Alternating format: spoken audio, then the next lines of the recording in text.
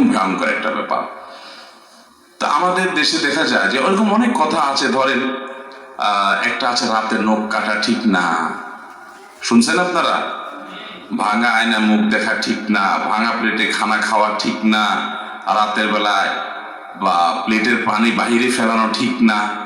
এসব ঠিক না ঠিক না ঠিক না যে বলছে, হাদিস কোরআনে কোথাও এটা নিষেধ করেনি, কিন্তু এই ঠিক না আসলো কোত্থেকে? আমি চিন্তা করি মাঝে মধ্যে এটার উত্তর পাই। আমার কাছে মনে হয়, আমার ভেতর থেকে উত্তর আসে এটা, যে মনে হয় কোনো সময় মুরব্বীরা মনে করছে রাতের বেলায় পোলাপান নখ কাটতে গিয়ে অন্ধকারের মধ্যে, আগে যুগে আপনার বিদ্যুৎ ছিল না, আপনার হারিকেন মোমবাতি বা চেরাগের লাইটে, নিবু নিবু লাইটে নখ কাটতে গিয়ে আঙ্গুল কেটে ফেলতে পারে পোলাপান, এই জন্য মাসালা বাহির করছে রাতে নখ কাটা ঠিক না। বুঝতে পারছেন? তারপরে যায় আপনার রাতে যদি পানি ফেলাতে যায়, তো এখন তো আর ফকফকা লাইট তখন ছিল না, অন্ধকার ছিল সব, দেখা গেল কেউ আসতেছে তার গায়ে পানি পড়তে পারে, এই জন্য একটা মাসালা বাইর করে দিল যে রাতে পানি ফেলানো ঠিক না। এই যত ঠিক না আছে এগুলো সব সৎ উদ্দেশ্যে হাদিসগুলো বানাইছে হয়তো কেউ বা কারা, কিন্তু এগুলো কোরআন হাদিসে এই যেগুলো বললাম এগুলো নাই। এগুলো আমাদের সাবধান থাকবে। তো হ্যাঁ, ভাঙা প্লেটে আপনি খাবেন না, সেটা হয়তো এই কারণে হতে পারে যে ভাঙা জায়গাতে জীবাণু থাকতে পারে, পরিষ্কার ভালো করে হবে না, এই জন্য আপনি না খাইতে পারেন, সেটা স্বাস্থ্যগত বিষয়, শরীয়তের কোনো সে এখানে নাই, নিষেধ করে নেই। এখন কোনো প্লেটের দোকানদার যদি ফতোয়া বানাই দেয় যে ভাঙা প্লেটে খাবেন না, ওটা ফালে দিয়ে নতুন আরেকটা কিনবেন, তাহলে এটা দামটা হবে, বদমতলব হবে। বিধায় সমস্ত কথা কোরআন হাদিস দ্বারা প্রমাণিত নয়। ছোট শিশু পেশাব করে দিলে গোসল করতে হবে কিনা? ছোট শিশু যদি কোনো কাপড় চোপড়ে পেশাব করে দেয়, তাহলে সেই কাপড় যেই জায়গায় লেগেছে ওই জায়গা আপনি ধুয়ে ফেলবেন। আপনার কোলে পেশাব করছে, রানে পেশাব লাগছে, তাহলে রানটা ধুয়ে ফেলবেন, বাস, পাক হয়ে গেল। গোসল করা জরুরি না। অনেক মায়েরা আছে এটার জন্য অহেতুক কষ্ট করেন। শীতের দিন বাচ্চা দিছে কোলে পেশাব করে, এবার ভদ্র মহিলা আগা গোড়া পুরা শরীর উনি ধোয়ার জন্য ঠান্ডা পানি দিয়ে চলে যান। না, আপনাকে ইসলাম এত কষ্ট করতে দেয়নি, অতএব এত কষ্ট আপনি করতে যাবেন না। বাচ্চা পেশাব করলে যে জায়গায় পেশাব করছে ওই জায়গা ধুলে কি হয়ে যাবে? পাক হয়ে যাবে। এরপরে প্রশ্ন হলো, যদি রুমে কোরআন রেখে স্বামী স্ত্রী মিলন করে সেটা জায়েজ হবে কিনা? জায়েজ হবে, এতে কোনো গুনাহ হবে না, এবং এটাকে কোনো গুনাহের বিষয় মনে করার কোনো কারণ নাই। ইচ্ছাকৃতভাবে কোরআন অমাননা হলে, কোরআন আছে এক সাইডে কোন একটা কিছুর উপরে, ওই ঘরে মানুষ তার ব্যক্তিগত যে সমস্ত বৈধ কাজ আছে, যে কোনো বৈধ কাজ সেখানে করতে পারে, এর কারণে কোনো কোরআনের প্রতি অসম্মান এর গুনাহ হবে না। ঘুমানোর পর যদি আমার স্বপ্নদোষ কিংবা সামান্য প্রসাব নির্গত হয়, তাহলে কি শুধু আমি এবং আমার কাপড় অপবিত্র হবে, নাকি আমার সাথে আমার বিছানার বালিশ, বেডশিট ও কম্বল অপবিত্র হয়ে যাবে? দেখুন, যদি কোনো কারণে স্বপ্নদোষ হয়, কিংবা গোসল ফরজ হয়, কিংবা কোনো পেশাব সামান্য নির্গত হয়, বা যতটুকুই হয় নির্গত হয়, তাহলে যেই জায়গায় লাগবে সেই জায়গাটা নাপাক হবে। সেটা আপনার কাপড়ে লাগলে কাপড়ের যে জায়গা লাগবে সেই জায়গাটা ধুয়ে ফেললে, পরিষ্কার করে ফেললে, পাক করে ফেললে আপনার পুরো পোশাক পাক হয়ে যাবে।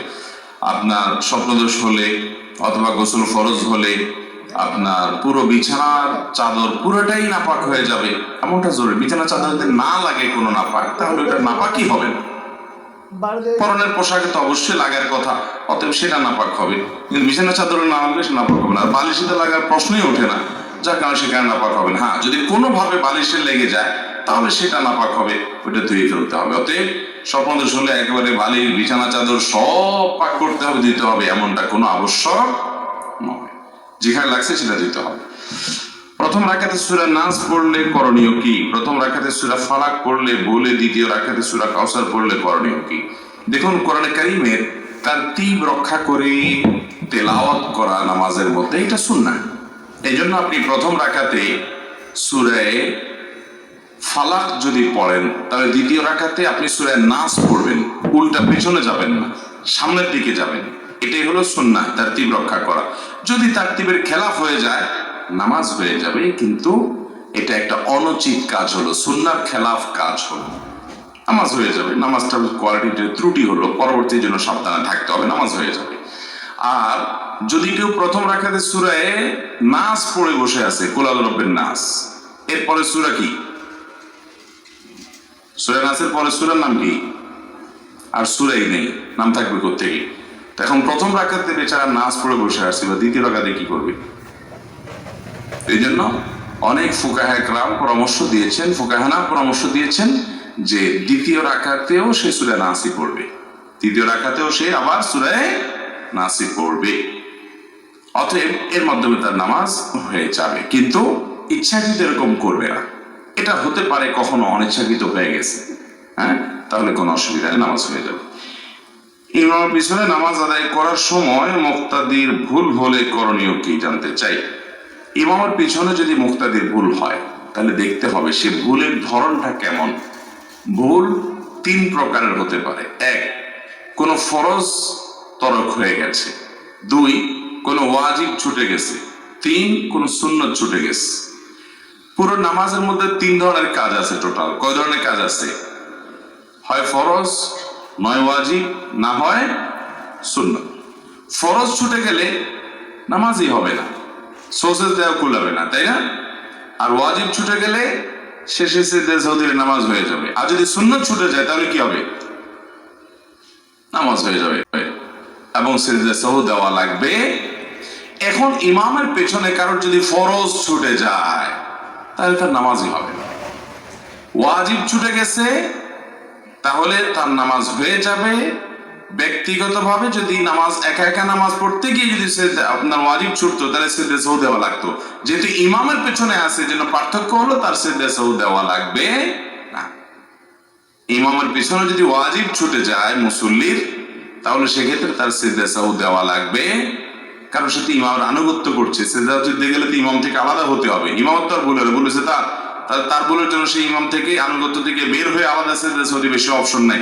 ইমামের আনুগত্য করতে হবে। ইন্নামা জুইলা ইমামু লিইউতাম্মা বিহি, ইমাম দেয় হয়েছে তাকে আনুগত্য করবার জন্য। বিধায় জামাতের সাথে নামাজ পড়তে গিয়ে ওয়াজিব ছুটে গেলে এর জন্য কিছুই করতে হবে না, নামাজ হয়ে যাবে। ফরজ ছুটে গেলে তো ওইটা পুনরায় পড়তে হবে। আর যদি সুন্নাত ছুটে যায় তাহলে তো সিজদা সাহু কোনো অবস্থাতেই লাগবে না।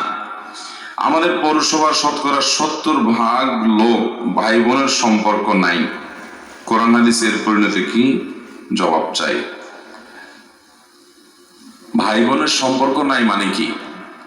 এর মানে হয়তো ভাই বোনের মধ্যে সেরকম সম্পর্ক, রিলেশন, আন্তরিকতা, ভ্রাতৃত্ব সুলভ, যে আত্মীয়তা সুলভ যে সম্পর্ক থাকার কথা সেটা নাই, নামকাওয়াস্তে আছে। এটা শুধু আপনাদের এই মহেশখালী পৌরসভার সমস্যা না, এই সমস্যাটা সারা দেশের কম বেশি। মানুষ এখন অনেক সেলফিশ, অনেক স্বার্থপর, আত্মকেন্দ্রিক হয়ে গেছে। অথচ আল্লাহ তাআলা ইমানদারদের জন্য আত্মীয়তার বন্ধনগুলোকে রক্ষা করা ফরজ করেছেন। কি করেছেন? ফরজ করেছেন। আত্মীয়তার বন্ধনগুলো রক্ষা করা কি নফল কাজ না ফরজ কাজ? ফরজ কাজ।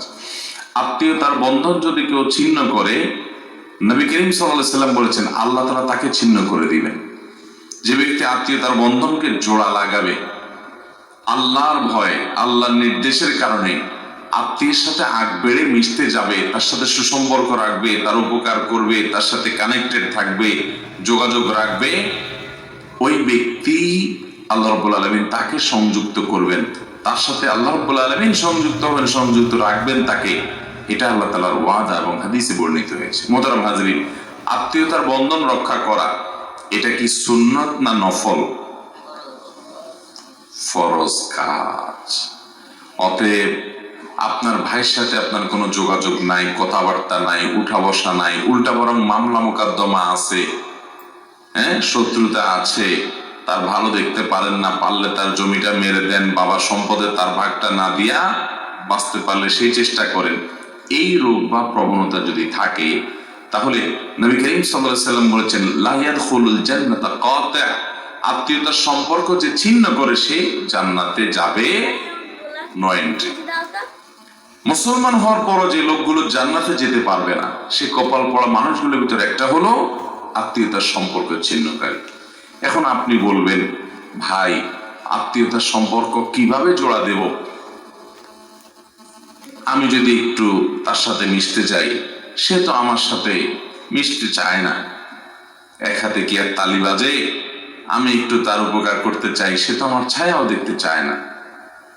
সে পারলে আমার থেকে এড়ায় এড়ায় থাকতে চায়, বা আমি তার জন্য অনেক কিছু করি, সে আমার জন্য কিছু করতে চায় না, স্বীকারও করে না। দেখুন, একটা গুরুত্বপূর্ণ বিষয় হলো, আপনি কারোর উপকার করলেন, কাউকে টাকা পয়সা দিলেন, দান দক্ষিণা করলেন, সাধারণত আমাদের অভ্যাস হলো আমরা তার কাছ থেকে স্বীকৃতিটা আশা করি।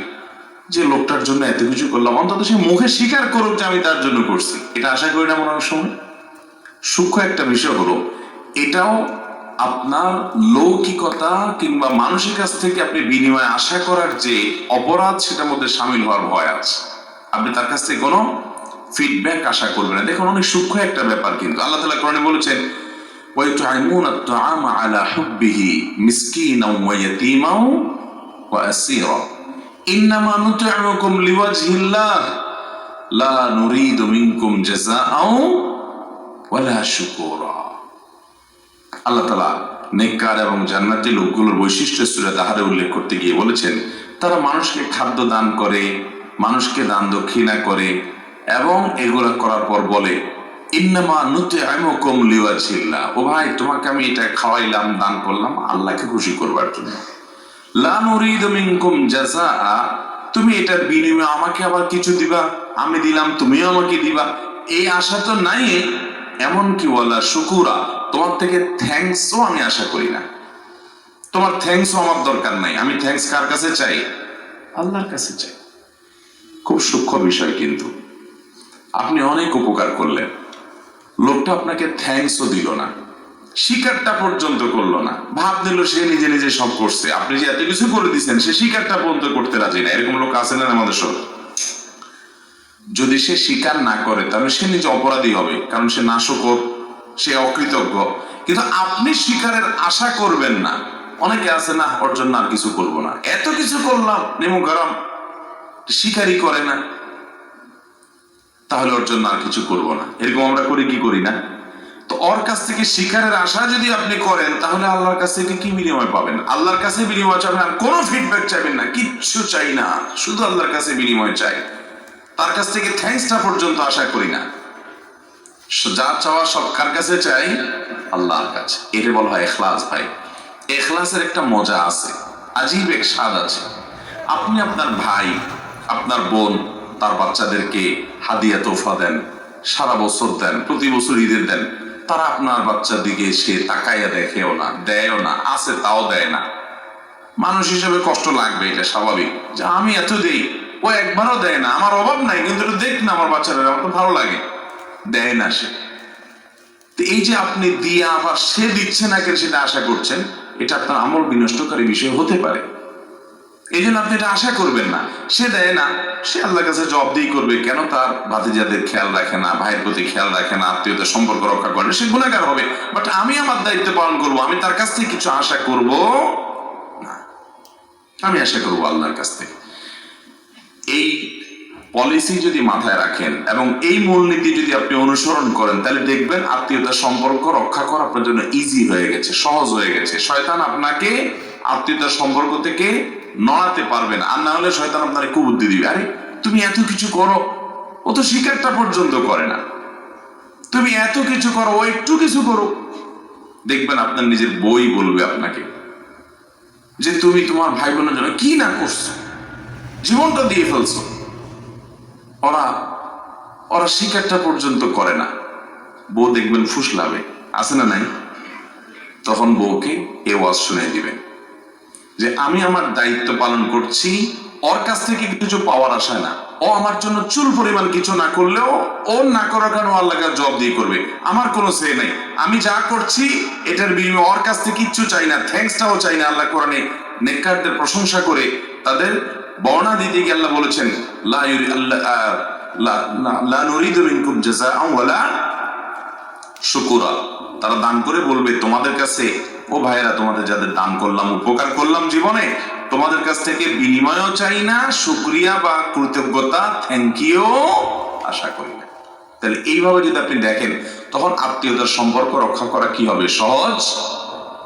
এক ব্যক্তি আমাদের নবী সাল্লাল্লাহু আলাইহি ওয়াসাল্লাম কাছে আসছেন, এসে বলছে, ইয়া রাসূলুল্লাহ, আমার আমার এক আত্মীয়, আমি তার